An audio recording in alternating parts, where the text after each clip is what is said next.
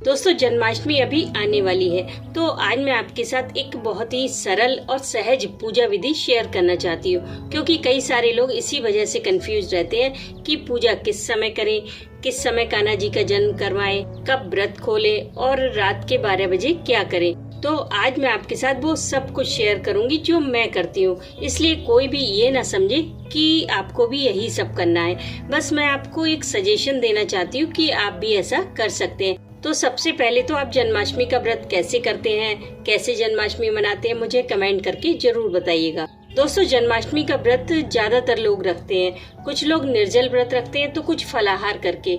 अगर आप व्रत करना चाह रहे हैं तो कर सकते हैं, अगर व्रत नहीं भी कर पाते हैं तो कोई बात नहीं, लेकिन आप उस दिन पूजा अवश्य करें। सबसे पहले तो सुबह ब्रह्म मुहूर्त में उठें, स्नान आदि के बाद फिर पूजा घर में आए, अपने लड्डू गोपाल को उठाएं, उनसे थोड़ी देर बातें करें, फिर उन्हें विश करें, क्योंकि ये दिन उन्हीं का है। फिर उन्हें स्नान कराएं, नए वस्त्र धारण कराएं, उनका खूब सारा श्रृंगार करें, लेकिन उससे थोड़ा कम करें जो श्रृंगार आप रात में करेंगे। फिर उनको दूध का भोग लगाएं और भी जो कुछ आप बना रहे हैं सबका भोग लगाएं। रात के लिए बाल भोग और पंचामृत बनाएं। हर चीज में आप तुलसी दल अवश्य डालें, जो कुछ भी आप कान्हा जी को भोग लगाएं। इस दिन सभी महिलाएं किचन में ज्यादा बिजी रहती हैं, क्योंकि भोग के लिए कई सारी चीजें जो बनानी होती हैं, मेवा की बर्फी, हरीरा, सब कुछ बनाती हैं। वैसे तो मंदिरों में 56 भोग लगाया जाता है, लेकिन अगर आप घर में भी 56 भोग लगाना चाह रहे हैं तो आप लगा सकते हैं। बाजार में तरह तरह की मिठाइयाँ आती हैं और काफी सारा सामान आप घर पे भी बना सकते हैं। अगर आप 56 भोग ना भी बना पाए तो भी आप 5 या 11 चीजें अवश्य बनाएं, और बन भी जाती हैं आसानी से, हमें पता भी नहीं चलता।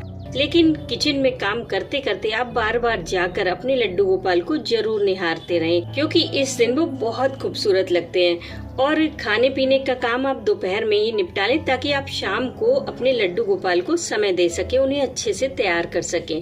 अब बहुत सारे लोग उनका जन्म करवाते हैं अपने लड्डू गोपाल को, वो खीरे के अंदर, या फिर लड्डू गोपाल बड़े हैं तो कद्दू के अंदर रख देते हैं, फिर 12 बजे उन्हें निकालते हैं। लेकिन मुझे ये बात कभी समझ में नहीं आई। अगर हम अपने लड्डू गोपाल को ही किसी चीज के अंदर रख देंगे तो फिर हम उस दिन देखेंगे किसे। इस दिन तो हमें उनके ज्यादा से ज्यादा समीप रहना है। लड्डू गोपाल अगर थोड़ी देर को भी पूजा घर में ना हो तो कितना सूना सूना लगता है। फिर उन्हीं के जन्मदिन पर उनसे दूर रहना मेरी समझ में नहीं आता। आप इस दिन को उनके जन्मदिन के रूप में मना सकते हैं। और खीरे के अंदर आप शालिग्राम को रखिए, जिन्हें आप रात के 12 बजे खीरे से बाहर निकालें, पंचामृत से स्नान कराएं, फिर उन्हें भोग लगाएं। लड्डू गोपाल को आप शाम को पंचामृत से स्नान कराएं, उनको बहुत सुंदर सी पोशाक पहनाएं, फिर उनका खूब सारा श्रृंगार करें, जितना आप कर सकते हो, क्योंकि भगवान श्री कृष्ण को श्रृंगार बहुत प्रिय है। पूरी तरह से जब आपके बाल गोपाल तैयार हो जाएं तो उन्हें झूले पर बिठाएं, फिर सब मिलकर, पूरा परिवार मिलकर उनका पूजन करें। उन्हें तरह तरह के पकवान का भोग लगाएं, चॉकलेट का भोग लगाएं और खूब जोर शोर से आरती करें। काफी सारे लोगों को समझ नहीं आता कि इस दिन हम पाठ कौन सा करें। तो दोस्तों, इस दिन आप राम रक्षा स्तोत्र का पाठ अवश्य करें। इससे आपके परिवार के चारों ओर एक सुरक्षा कवच बनता है, जिससे कोई भी नेगेटिव एनर्जी आपके घर में प्रवेश नहीं कर सकती। इस दिन आप कृष्णाष्टकम का पाठ कर सकते हैं, भगवत गीता का पाठ कर सकते हैं, राधे कृष्ण मंत्र का जाप कर सकते हैं, हरे कृष्ण महामंत्र का भी जाप कर सकते हैं। अब कुछ लोग बोलेंगे कि पूजा शाम को ही क्यों, 12 बजे क्यों नहीं?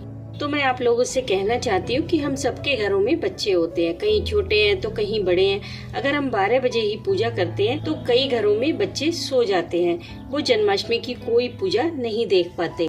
और कई घरों में तो मैंने देखा है कि हस्बैंड को भी पूजा पाठ में ज्यादा इंटरेस्ट नहीं होता, तो वो भी 12 बजे तक नहीं जागते। बेचारी लेडीज ही अकेले रह जाती हैं 12 बजे पूजा करने को। तो ऐसी पूजा से क्या फायदा कि हम बस फॉर्मेलिटी ही निभा रहे हैं। दोस्तों, भगवान श्री कृष्ण की जो सेवा होती है वो भाव के द्वारा ज्यादा की जाती है।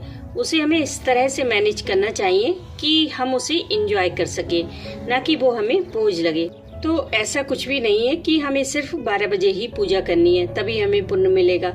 आप शाम के समय उनकी पूजा कीजिए, भोग लगाइए। कुछ लोग शाम की पूजा के बाद अपना व्रत खोल लेते हैं और कुछ लोग 12 बजे ही पूजा करके अपना व्रत खोलते हैं। तो आप अपनी सुविधा के अनुसार, अपने संकल्प के अनुसार अपना व्रत खोल सकते हैं।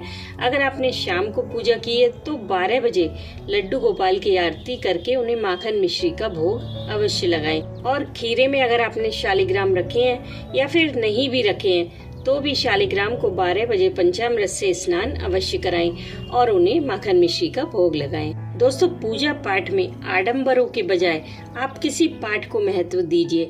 शाम की पूजा के बाद 12 बजे तक आप भगवान के नाम का जाप कर सकते हैं, कीर्तन कर सकते हैं, भगवत गीता के 11वें अध्याय का पाठ कर सकते हैं, श्री कृष्णाष्टकम का पाठ कर सकते हैं।